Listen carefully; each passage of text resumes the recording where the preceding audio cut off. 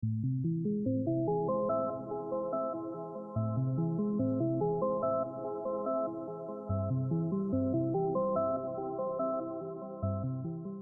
lately, I've been running rampant with the full clinical trial setup anytime I feel like using the quick fix. And I think this specific loadout deserved a quick shout out in a video. The way these weapons synergize with each other creates a whole that is far greater than the sum of its parts. Is it the most effective medic loadout in a given situation? No.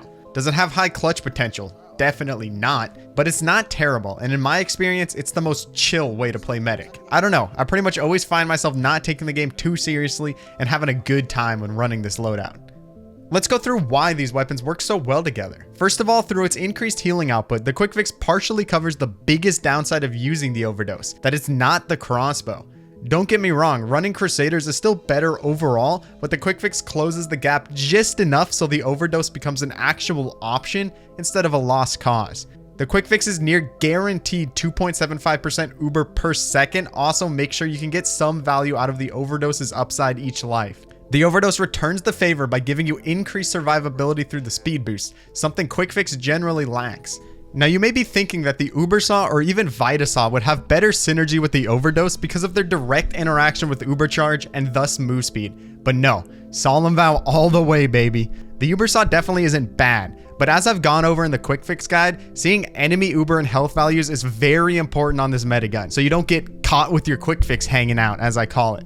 It also enables the most fun aspect of the overdose, running down a low health enemy. If you aren't sure they're low, you're just trolling by running in. But if you see a low health morsel just out of reach, whip out the OD and slam that W button. Pyro players, you should be good at this one.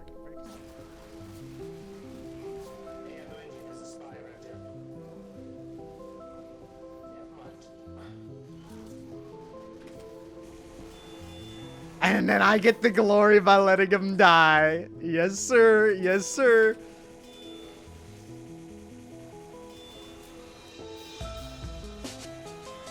Yes, sir.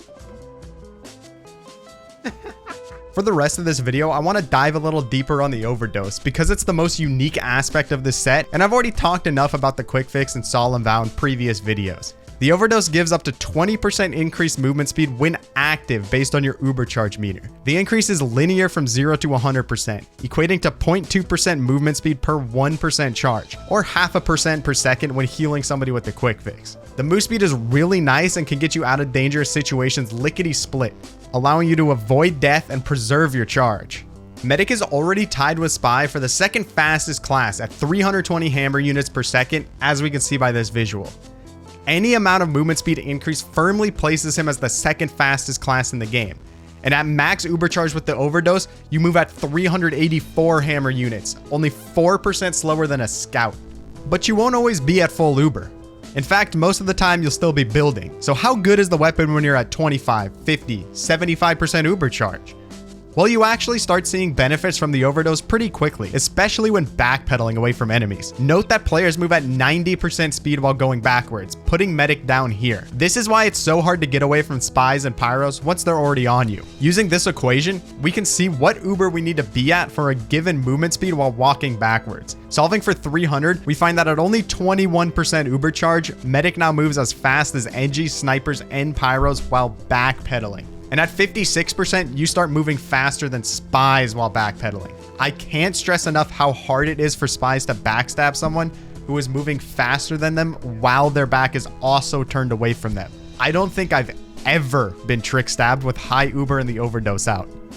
And while you're running around, you might as well start shooting at whatever's following you. As always, syringe guns are weird in their hit reg, and I can't change that.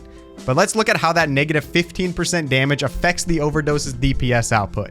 Because of some rounding the game has to do, the regular syringe guns do anywhere from 11% to 25% more damage than the overdose based on the range you hit someone at. We see the lowest DPS difference around mid-range, which perfectly suits the weapon because that's usually the range you want to be at when kiting and fighting an enemy. At that range, you can't be meleeed, and with the increased speed, you could probably get out if you determine the fight isn't worth it anymore.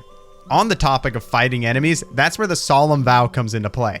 I absolutely love go-karting over to a 50 health enemy and turning them into a pin cushion before they even begin to comprehend why this medic is so aggressive and so damn fast. I get an especially sick amount of enjoyment running down spies.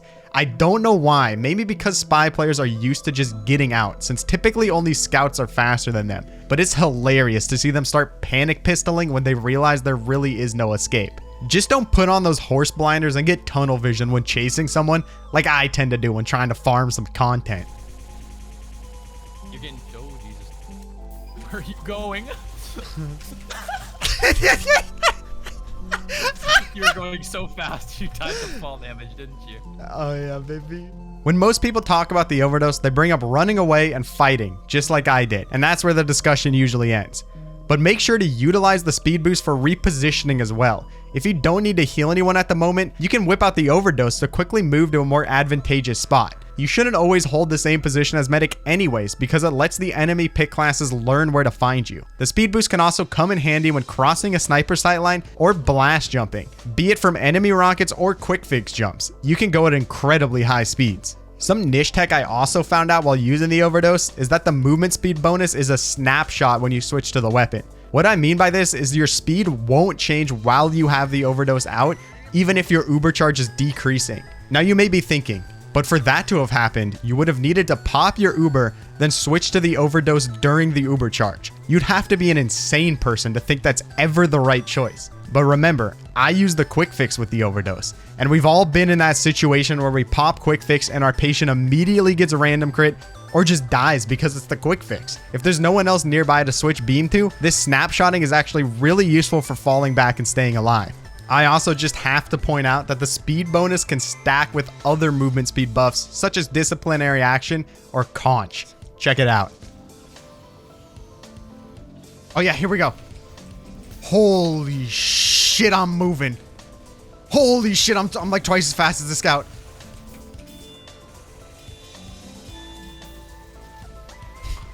Oh shit. Get me out of here. We're in deep now, boys.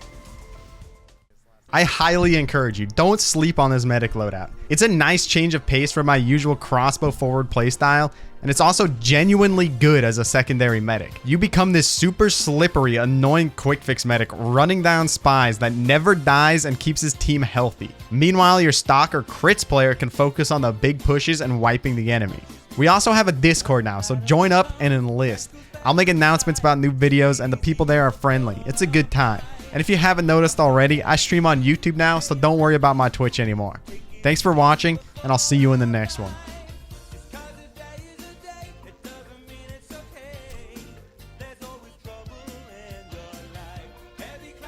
Oh my god. What the fuck? It's a goddamn... I'm the best medic, man. No, I got the Cloud 9, though. I got the Cloud 9. Yeah, but no, Burly Beast. The Burly Beast. Unusual. Jesus.